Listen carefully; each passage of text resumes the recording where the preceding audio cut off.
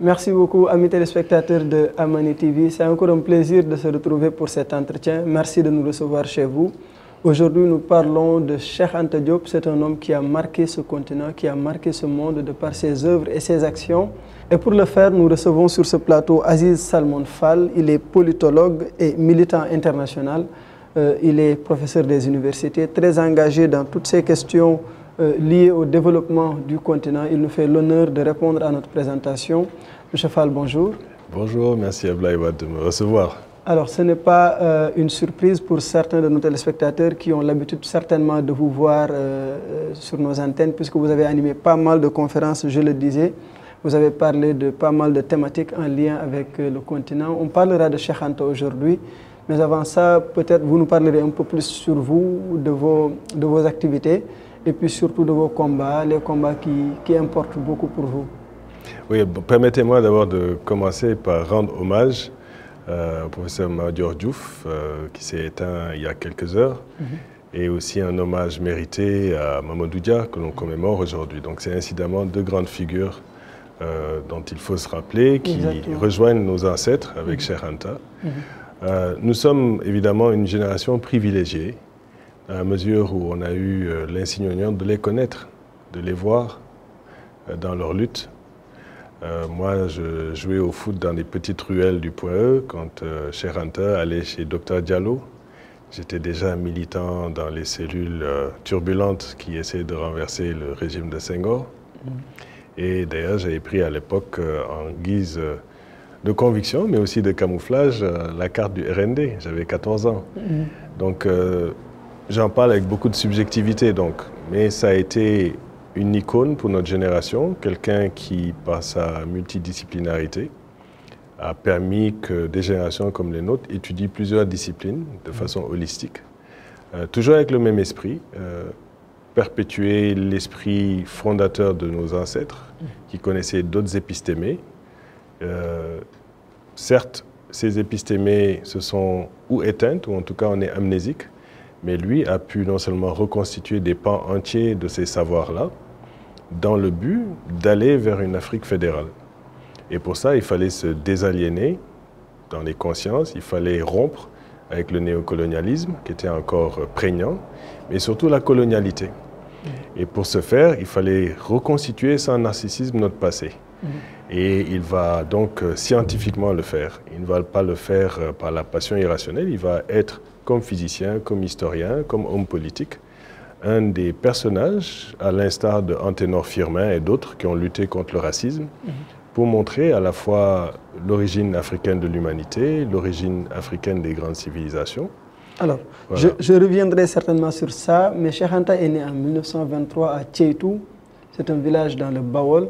Déjà, on parlera de cet environnement, disons, socio-éducatif qu'il a accueilli dès ses premiers jours. Est-ce que vous pensez qu'il y a eu un impact de cet environnement-là sur son parcours un peu plus tard? Absolument, c'est quelqu'un qui a vécu dans des cellules modestes de type maraboutique. D'ailleurs, lors de ses obsèques, les voitures qui accompagnaient son corps se sont ensablées. Il a fallu descendre, marcher dans la poussière et le sable pour arriver vers sa dernière demeure. C'est pour ça que je tiens à garder la poussière sur mes chaussures. Pour moi, la poussière et le caractère sédimentaire de la réalité de notre peuple, c'est là que les choses se passent. Et tous les pontes et les personnalités ce jour-là ont vu les conditions de vie réelles dans lesquelles Cheikh Anta Diop a grandi. Et justement, il savait qu'on pouvait sortir son peuple de cette condition. Il faut le remettre dans le contexte d'une période coloniale, le type de monoculture arachidière, on sortait de la gomme arabique, le début des mercantilismes, et évidemment un dispositif d'aliénation, une double aliénation judéo-chrétienne et arabo-islamique, alors que lui clame nos africanités, mais dans un espace évidemment de type maraboutique. Et il doit comprendre comment nos sociétés étaient construites. Donc il doit expliquer que nous avions eu à bâtir des civilisations, que ces civilisations sont une révision du système de la mondialisation. Donc la mondialisation ne commence pas avec les Grecs ou les Romains. il montre en réalité que ce processus de mondialisation est beaucoup plus long. Il commence par l'humanisation africaine, donc une origine monogénétique du monde, à partir de son rameau africain, ce qui était à l'époque impossible à démontrer pour la plupart des gens. Il n'y avait pas de biologie moléculaire, on avait juste des ossements. Mais la chance que nous avions, c'était qu'avec des gens comme Richard Leakey et d'autres, la plupart des ossements trouvés étaient en Afrique. Et très vite, il comprend qu'il y a moyen de réconcilier dans l'anthropologie physique, la physique elle-même, nucléaire, et les systèmes de datation anthropologique. Il les réconcilie et il montre que contrairement aux textes sacrés, l'homme n'est pas né en Palestine de la terre glaise, l'homme est né en Afrique. Et à ce moment-là, les datations fluctuent à peu près pour entre 100 et 150 000 ans. Aujourd'hui, on sait que c'est au moins plus de 200 000 ans. Tout ça, il a pu le faire parce que justement, il est parti étudier. En 1946, il est allé en France pour commencer ces études-là. Il a touché, comme vous l'avez dit, dans en tout cas dans différents domaines de la science. Quelle a été sa formation en vrai? Qu'est-ce qu'il a eu à apprendre?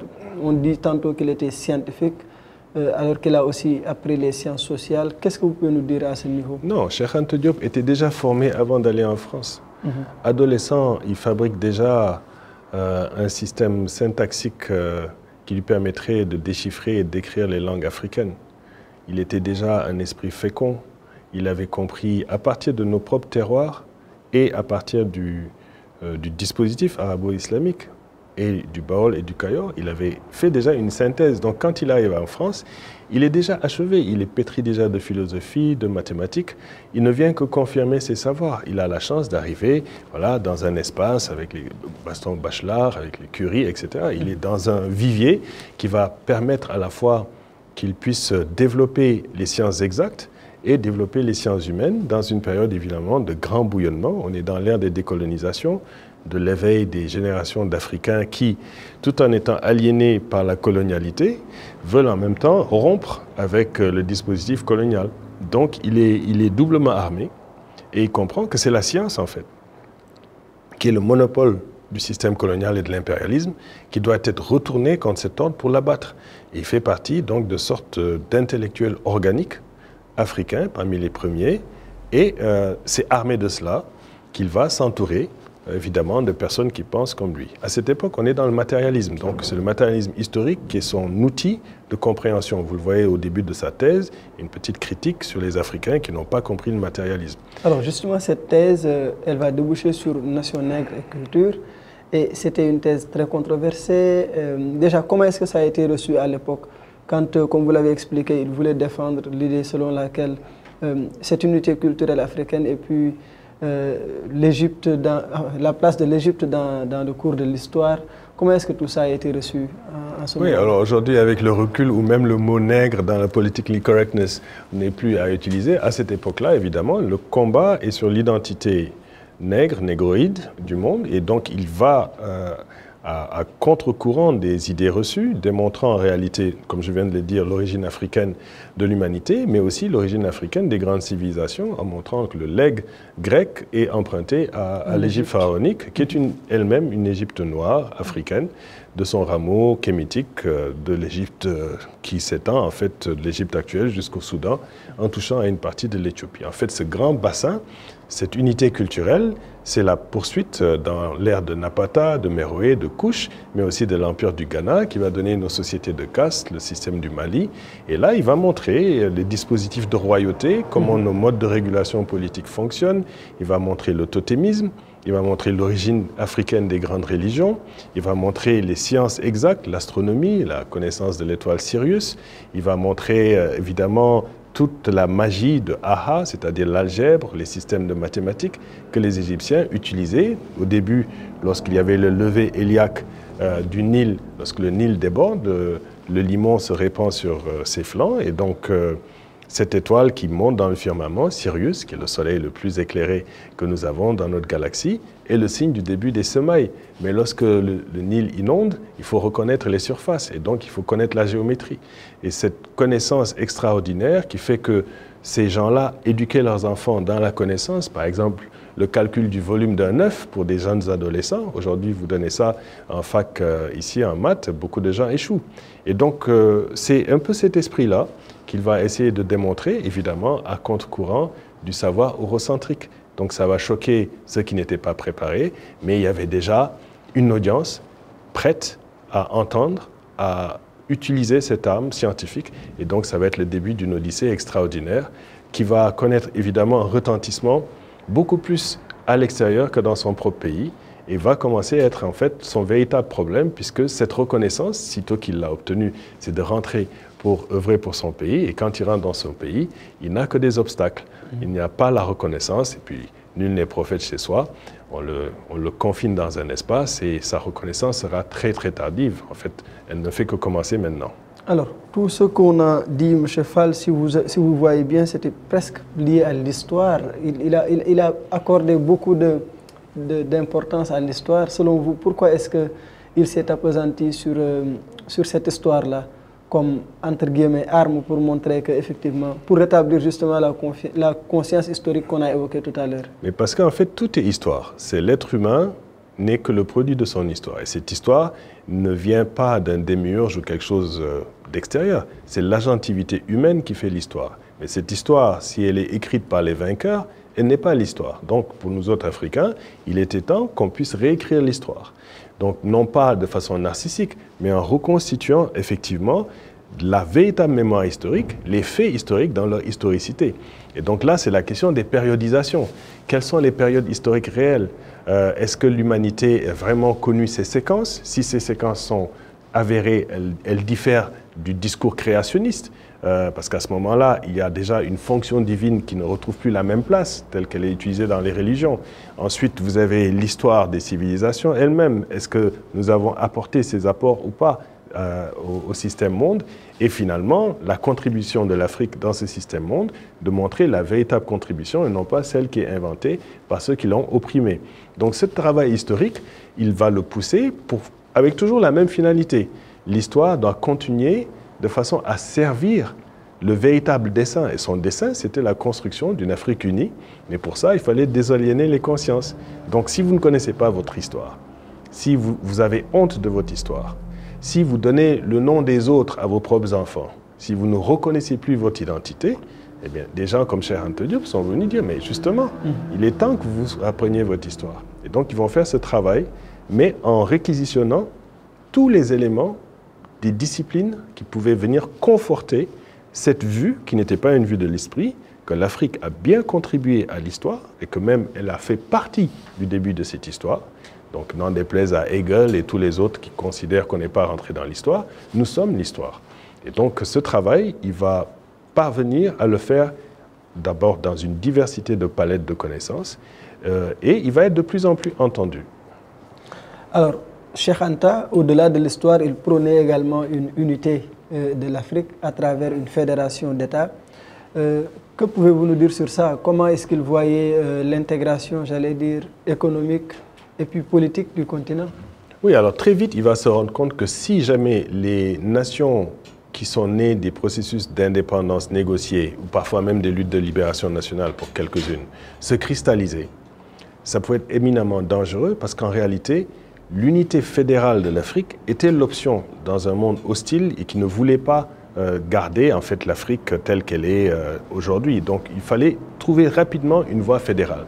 Et son impatience à vouloir démontrer la faisabilité l'a amené évidemment à montrer la synergie en termes de comment on va faire notre système d'agriculture, notre système d'industrialisation, comment on va arrimer les différentes régions par péréquation. Avec son fameux fondement. Voilà, son fameux ouvrage séminal, mais évidemment, il partait de l'unité culturelle. Donc comprendre l'origine kémitique de l'Afrique, l'origine de nos langues, la façon par laquelle nos systèmes de tradition, nos modes de régulation existaient, qui tempéraient les pouvoirs du prince, comprendre en fait derrière cette unité culturelle qu'il était possible aussi de bâtir une autre Afrique à partir vraiment d'un dispositif de désengagement économique par rapport au reste du monde et la construction d'un marché intérieur de biens de consommation de masse avec évidemment l'agriculture, donner davantage de pouvoir aux masses paysannes, aux femmes, etc. Donc il a compris très vite que c'était faisable, il en a fait la démonstration dans des termes très mathématiques, dans des termes très politiques, son parti politique, le Rassemblement national et démocratique, était vraiment une sorte de remake du RDA qui montrait qu'on pouvait avoir des RND à l'échelle de tous les pays d'Afrique pour aller vers cette aube nouvelle qui reste pour moi encore un horizon accessible, surtout au moment où on voit que cette tectonique de plaques est en train de lui donner raison. Alors justement, tout à l'heure, vous avez évoqué les langues. On le sait, quand on parle d'État fédéral africain, on ne peut pas mettre sous silence ces langues-là qui sont diverses et nombreuses en Afrique. Mais Cheikh Anta avait une vision par rapport à ces langues-là. Oui, bon, d'abord, le fait qu'il fallait que dans notre espace national, nous puissions parler une langue qui permette de se faire comprendre et d'avoir une plasticité scientifique. Donc, lui étant locuteur Wolof, il a montré la richesse de la palette des possibles scientifiques, autant en littérature que dans le langage vernaculaire du Wolof. Mais ça, c'était à notre échelle. Parce qu'il fallait que nos masses comprennent véritablement l'intelligibilité de ce qu'il faisait. Mais à l'échelle du continent, la richesse des palettes de nos langues imposait qu'on puisse trouver une langue carrefour, une sorte d'espéranto. Et effectivement, le swahili, par exemple, s'avère être une option, d'abord pour des gens qui sont musulmans, qui sont bantous, qui ont eu la capacité de pouvoir faire ces synthèses-là. Il y a très peu de langues, peut-être le peul, qui sont des langues qui pourraient permettre cette plasticité. Donc, il faut partie d'une génération, à laquelle d'ailleurs je souscris, que le swahili pourrait être, en l'espace d'une génération, une langue qui permettrait que demain, on puisse parler en swahili entre nous, aux Nations Unies, dans l'éducation. Si vous commencez à l'inclure dans l'éducation fondamentale des enfants, eh bien, au bout d'une génération, tout le monde se comprend dans une langue qui sera une langue du terroir africain. Alors, pour en revenir un peu à cette intégration politique économique, vous en avez parlé en début de réponse par rapport à cette question liée à sa vision de l'unité du continent. Si on regarde actuellement l'état actuel des choses avec ces différentes régions sur le continent, les différentes organisations économiques qui sont nombreuses, il y en a en Afrique de l'Ouest, en Afrique de l'Est, etc. Alors, est-ce que vous pensez qu'il y a quand même, vous avez dit que c'est toujours possible tout à l'heure, mais qu'est-ce qui ferait qu'on parvienne en tout cas à avoir cette unité économique, politique, avec toutes ces différences-là dans l'organisation, dans l'architecture même de nos organisations? Oui, il faut faire ce qu'il a suggéré. En fait, il faut une unité politique. Si l'Afrique n'a pas d'unité politique, elle n'aura pas d'armée fédérale, elle n'aura pas de monnaie continentale, elle n'aura pas un marché intérieur de biens de consommation. Elle sera toujours à la remorque d'un système qui veut l'Afrique sans les Africains. L'Afrique de la Division internationale du travail avec ses ressources. Voilà, l'Afrique utile, telle qu'elle est pillée, telle que l'accumulation à l'échelle mondiale l'impose. Donc, il est clair aujourd'hui que ce qui est à l'ordre du jour pour les Africains, c'est justement cette construction-là. Si nos générations qui ont échoué à le faire ne parviennent pas à transmettre à la vôtre cette urgence, nous aurons encore échoué. Et c'est ce que comprennent autant les Chinois, les Indiens, les pays de l'Union européenne ou les États-Unis. Eux considèrent que nous sommes sur une manne qui leur revient. Si les Africains d'or au gaz ne comprennent pas que l'Union africaine elle-même, comme une organisation, ne peut pas être financée par des bailleurs étrangers, que c'est à nous de la faire. Si on comprend que la ZLECA, telle qu'elle est actuellement construite, est davantage un système d'intégration à l'économie monde qui était une sorte de remake du NEPAD, au lieu de construire un véritable plan continental dont on ne dispose toujours pas. On a eu le plan de Lagos, mais il faut aller beaucoup plus loin. Donc si on n'a pas cette réflexion, en fait, on s'éloigne de l'objectif. Aujourd'hui, dans notre sous-région, vous voyez que notre organisation régionale est en crise, puisqu'il y a une défection de pays qui légitimement d'ailleurs reprennent nos discours de souveraineté, mais qui sont dans l'air du temps, c'est-à-dire des formes de populisme, des formes de régression, puisque nous sommes sous les coups de boutoir de nos extrêmes droites, les systèmes djihadistes qui avancent, qui ont été instrumentalisés par l'impérialisme en Afghanistan et en Union soviétique à l'époque, et qui maintenant ont un terreau fertile ici de vouloir créer des khalifats et nous réenseigner un islam que pourtant nous avons pu développer sous la forme négro-africaine. Donc on nous prétend qu'on n'est pas musulman ou qu'on ne l'est pas ouvert comme humaniste. Donc c'est cette Afrique-là qu'il faut bâtir. Sinon, nous tombons dans le syndrome du pompier pyromane, d'une géopolitique du chaos qui veut réorganiser le continent, qu'elle ne peut plus soutenir économiquement, donc je parle des bailleurs de fonds, et qu'elle doit maintenant parrainer au niveau géostratégique et militaire, parce que nous ne pourrions pas nous défendre quand un ennemi plus puissant, insidieux, qui a infiltré nos valeurs, qui défait nos structures étatiques politiques. Donc il faut aller vers la construction supranationale. Et lui croyait effectivement qu'on pourrait avoir une entité supranationale, mais qu'il fallait faire vite. Parce que plus vous laissez les gens cristalliser, vous les laissez se battre dans des équipes de foot, etc., les nationalismes vont en s'aiguisant, et nous avons assez de choses sur cette balkanisation pour nous diviser. Donc il faut rapidement aller, si les Européens l'ont réussi, nous sommes capables de faire mieux. Nous avons une plus grande unité culturelle pour le réussir. Alors, la transition, elle est toute faite. Vous avez parlé tout à l'heure de sécurité, mais Cheikh Anta, c'est très célèbre. Par exemple, on lui attribue le fait que la sécurité précède le développement. On sait qu'ici, en termes de sécurité, déjà, nos armes, comme vous l'avez dit tout à l'heure, sont sous en tout cas ce volet séparation-là, puisque c'est par pays ou encore par région pour les régions qui disposent d'armées régionales.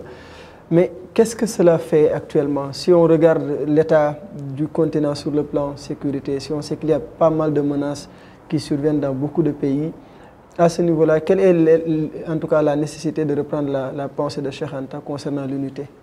Voilà, il faut bien faire attention sur ce dossier-là, parce que évidemment, le dispositif de l'impérialisme a basculé depuis les attentats du 11 septembre dans le délire sécuritaire. Donc ça bénéficie aux géostratèges, ça bénéficie aux compagnies d'assurance, aux va-t-en-guerre. Et il y a cette question qui est souvent posée de l'équivalence. C'est clair qu'il faut la paix pour construire le développement. La question, c'est quel type de développement? Si le développement, c'est la poursuite du capitalisme pour satisfaire un marché global en détruisant l'environnement, les relations sociales, si c'est ça le développement, et malheureusement c'est ça que ça a été pendant les 100 dernières années, évidemment, ce n'est pas de ce développement qu'on veut. D'ailleurs, la preuve, c'est que cette sécurité dont il parle, c'est pour avoir accès à un développement qui leur profite. Nous, on parle d'un développement qui est le nôtre et qui suppose évidemment que nous réglions nous-mêmes dans nos termes notre propre sécurité. Pas dans les termes de la Pax Americana ou la Pax que l'OTAN veut, mais une Pax que les Africains, une Pax Africana que nous-mêmes nous créons. Notre propre conception. Voilà, et ça c'est très différent. C'est-à-dire que nous avons aussi à réinventer le mot Entwicklung qui veut dire développement, et réinventer le développement dans une acception africaine, basée sur un rapport à la nature, non pas de maîtriser la nature, mais d'être en symbiose avec la nature. Ça, c'est redécouvrir nos africanités. Or, c'est ça le problème que Cheikh Anta montre, c'est qu'il y a une amnésie. Nous sommes africains comme ça, mais en fait, nous avons perdu nos africanités. Et ça, c'est la quête, parce que le jour où nous recouvrons nos africanités, que nous comprenions c'est quoi la Maat, c'est quoi exactement la culture Ubuntu, qu'est-ce qui fait que nous soyons différents des Orientaux, des Occidentaux?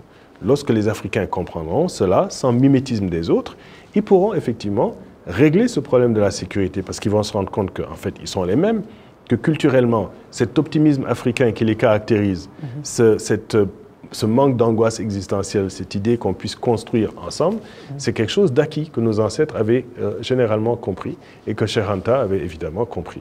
Alors, tout à l'heure, vous avez évoqué le RND, qui est son parti politique qu'il a mis en place. Déjà, est-ce que vous pouvez juste revenir sur le contexte de création de ce parti-là? Parce que c'était dans un contexte où la situation politique au Sénégal n'était pas très favorable à sa création, mais il a quand même insisté jusqu'à avoir ce parti. Est-ce que vous pouvez juste nous expliquer un peu le contexte de naissance de ce parti? Oui, alors à la différence des ères dites multipartisanes, les débuts des indépendances imposaient que les pays africains aient des partis uniques, puisqu'on disait que la multiplicité de nos ethnies, les obédiences devraient plutôt concorder dans un seul parti qui construisait la nation. Puisque l'État avait précédé la nation, il fallait qu'on puisse construire la nation. Donc il y avait une justification du parti unique et les différentes obédiences ici étaient quand même turbulentes. Nous avions été dans le sillage de la France, mais il y avait quand même la matrice du RDA. Donc lorsqu'est arrivé les luttes véritablement contre le parti unique, à l'époque l'UPS, ces autres formations politiques ont compris qu'il fallait faire une synthèse entre ceux qui étaient strictement marxisants, il y en avait déjà pas mal, et ceux qui étaient à la fois marxisants mais nationalistes. Et donc c'est de cette pépinière-là que surgit son parti, qui va évidemment avoir la difficulté de se faire reconnaître, qui va avoir une longue bataille de reconnaissance, d'ailleurs qui lie cette question de Mamadou Dia et la question de la fédération avec le Mali. Donc tous ces moments-là ont permis quand même la cristallisation du RND, qui malheureusement va se retrouver lui-même pris dans des contradictions intestines, avec l'affaire de Baba Kagnan, ensuite la rupture après sa mort de certaines franges du parti, qui s'est retrouvé littéralement divisé en 3-4 tendances, l'UDF Moromi, le bloc de Diallo Diop, le groupe de feu Madior Diouf, etc. Donc c'est un peu dommage, mais ça fait partie des maladies infantiles des gauches africaines engagées, souvent des problèmes crypto-personnels, d'ego. Il était au-dessus de tout cela. Je crois qu'il a été, dans mon cas en tout cas, ma lecture, c'est qu'il a été incompris, bien que c'était quelqu'un qui connaissait sa langue nationale mieux que quiconque, qui a su la vulgariser. Les médias de l'époque l'ont relativement boycotté, le système l'a, autant académique que politique, l'a ostracisé.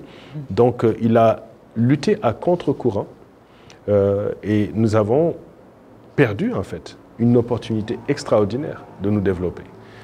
Si nous avions eu la conscience politique de lui donner la chance historique de guider le processus de transformation, le Sénégal ne serait pas là où il est aujourd'hui. Nous sommes aujourd'hui dans un système de mercantilisme, c'est l'économie du conteneur, on produit quasiment rien, le pays est bradé, nous avons des matières premières dont nous ne contrôlons pas l'essentiel, nous sommes à la merci des firmes transnationales. Aujourd'hui, le RND aurait pu effectivement faire cette transformation. Mais donc sa vision politique était plutôt souverainiste, si je comprends bien. Elle est panafricaine, c'est pas un nationalisme frileux.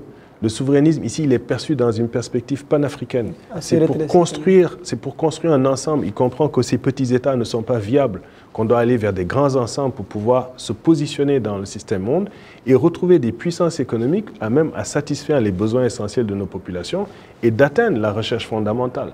Donc, ce n'est pas un narcissisme, on va refaire l'Égypte, etc. Non, non, c'est de dire, nous avons les potentialités, mais il faut éduquer les jeunes. Vous voyez, les jeunes aujourd'hui, ils sont là, de Nitari à l'université, mais ce n'est pas ça. Il faut comprendre, analyser, avoir l'esprit critique, et c'est ça qu'il avait.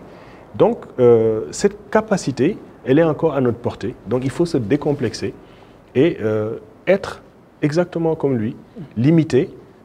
C'est comme on dit en anglais, role model, c'est un modèle à suivre.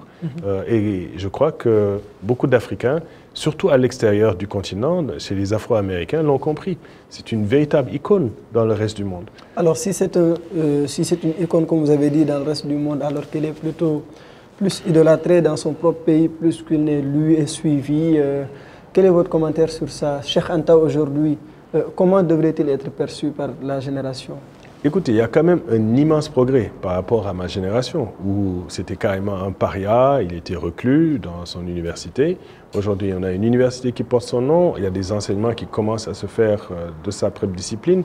J'ai eu à assister à une des premières soutenances de thèse en égyptologie de Yoporeka. Donc, il y a aujourd'hui plusieurs égyptologues qui font honneur à son travail. Il y a des scientifiques dans l'université qui œuvrent dans son sein. Donc, il faut une réforme hardie de l'enseignement très très tôt, développer ce savoir dès la classe primaire, la développer au secondaire et la magnifier au niveau de la recherche fondamentale. Et je fais un plaidoyer auprès des autorités pour un financement de l'IFAN, qui est un espace fondamental de recherche poussée, qui a besoin de matériel. On pourrait faire la recherche pour la géologie, toutes les matières premières, les expertises. Il y a ici des savoir-faire qui ne demandent qu'un peu de moyens pour donner ces synergies et libérer vraiment le savoir de Cheikh Anta, qui s'est quand même irradié.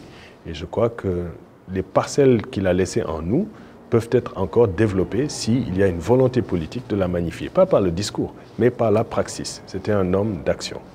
Justement, c'était un homme d'action, mais il était aussi au laboratoire en train de faire des recherches. Beaucoup le critiquent comme étant plus, quelqu'un qui avait plus été présent dans ces milieux de recherche que sur le terrain. Qu'est-ce que vous pouvez nous dire sur ce point? Non, en fait, c'est les gens qui ne le connaissent pas. Justement, il était partout. C'est un homme qui était dans le bassin arachidier, qui sillonnait son pays, qui était au sein du parti politique, qui était en recherche fondamentale, qui était un père de famille, qui était auprès des masses dans la simplicité. C'était un homme d'une palette de générosité extraordinaire. Regardez la qualité des enfants qu'il a eus. Je recommande la lecture du livre de Cheikh Mbacké Diop sur l'œuvre de Cheikh Anta, le livre de Pathé Diagne, la revue Ancre. En fait, ces choses-là sont le reflet de qui est Cheikh Anta. Les Sénégalais, au lieu de se gargariser de qui il est, doivent le découvrir, développer son savoir et le dépasser. D'accord? Et ça, nous avons le privilège l'honneur de l'avoir eu comme concitoyen, mais il appartient aujourd'hui à l'œcumène scientifique. Et donc, nous devons en être fiers et faire sa promotion et développer une praxis révolutionnaire dans le sens de ses aspirations. Et son message pour la jeunesse, ce n'était pas forcément de l'idolâtrer, comme vous avez dit tout à l'heure. C'était donc d'aller, en tout cas, faire les sciences, comme il disait. Absolument. Armez-vous de science jusqu'aux dents.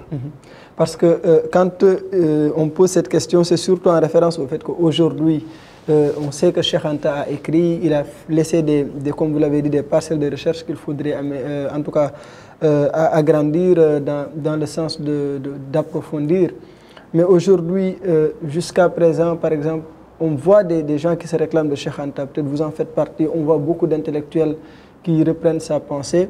Mais qu'est-ce qui fait qu'il n'y a toujours pas peut-être cette reconnaissance, entre guillemets, africaine qu'il faudrait à la valeur justement de l'homme? Qu'est-ce qui retarde la chose? Ben, ce qui se retarde, c'est tout simplement qu'on est en lutte. On est en lutte contre un ordre du monde qui est réactionnaire, qui est rétrograde, qui est obscurantiste, qui ne veut pas d'une science éclairée panafricaine.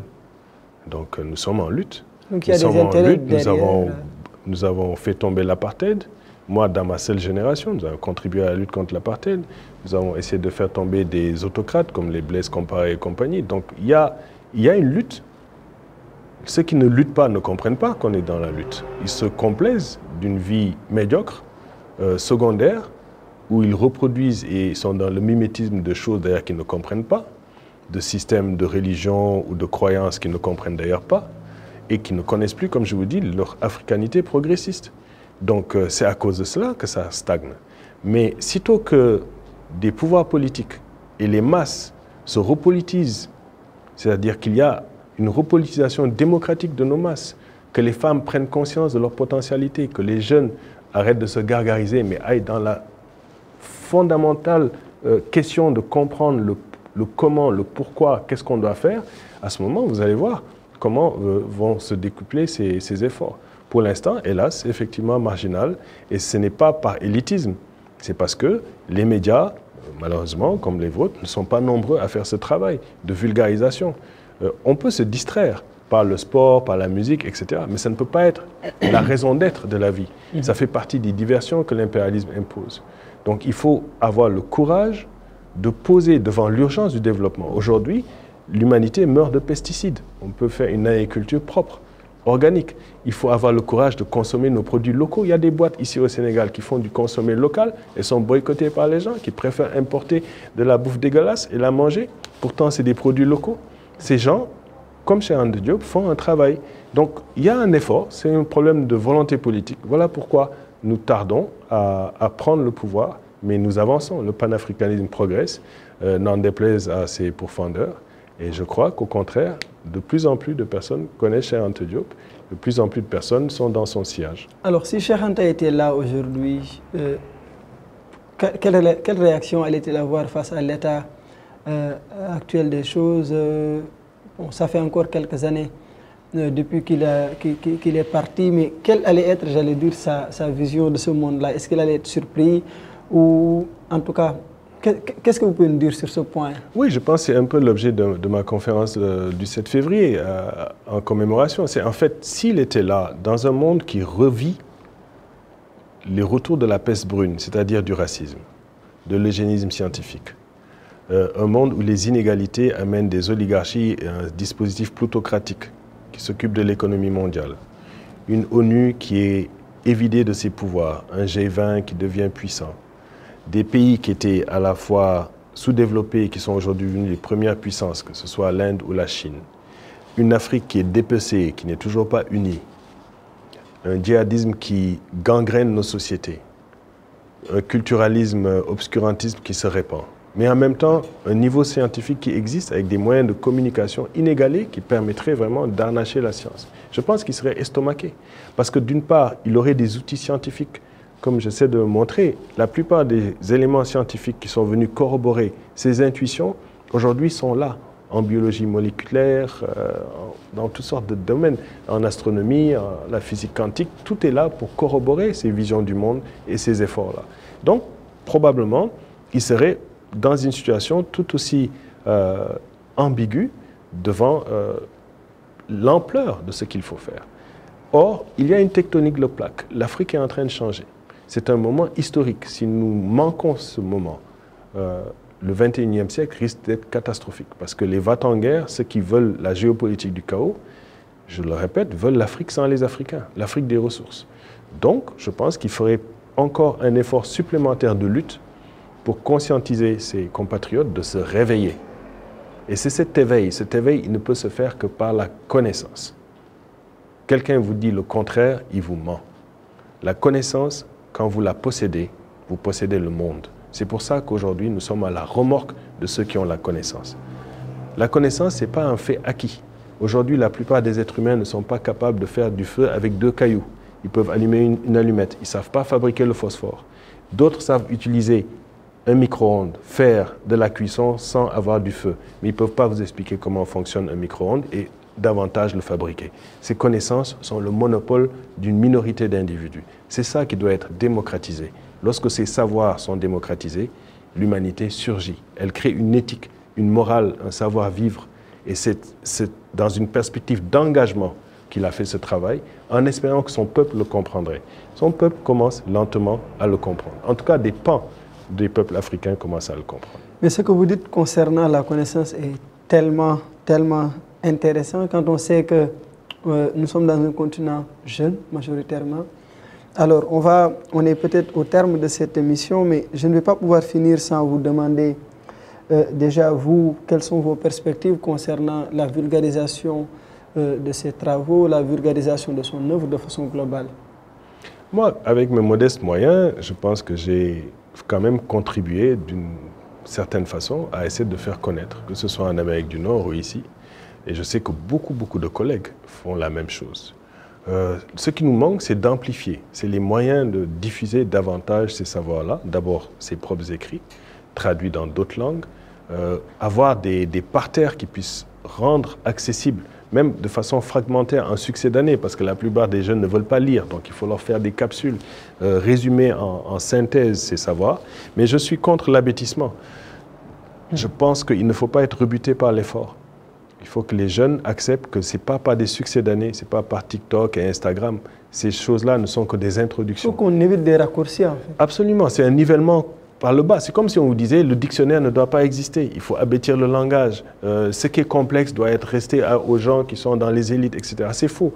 La complexité, c'est d'expliquer les choses complexes de façon simple, qu'elles soient accessibles. Mais pour ça, il faut avoir la capacité de vulgarisation, donc il faut savoir de quoi on parle. Il y a très peu de gens qui sont sur ces plateaux, qui parlent, qui ne savent pas de quoi ils parlent. Il y a des gens qui nous gouvernent, qui ne savent pas de quoi est fait le système politique, qui n'ont aucune idée de la science politique, de l'économie. Et pourtant, ils sont aux commandes.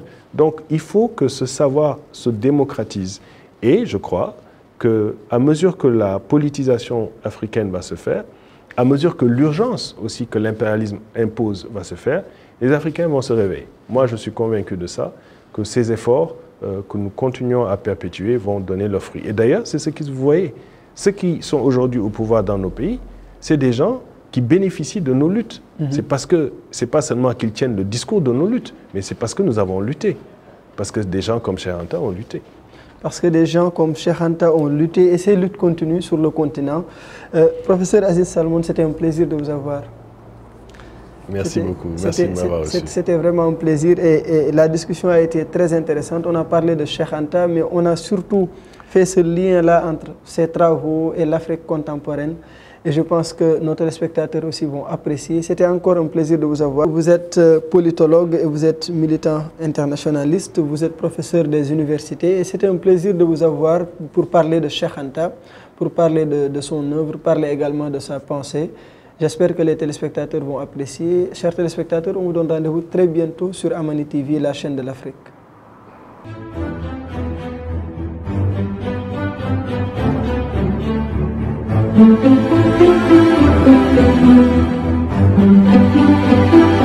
Thank you.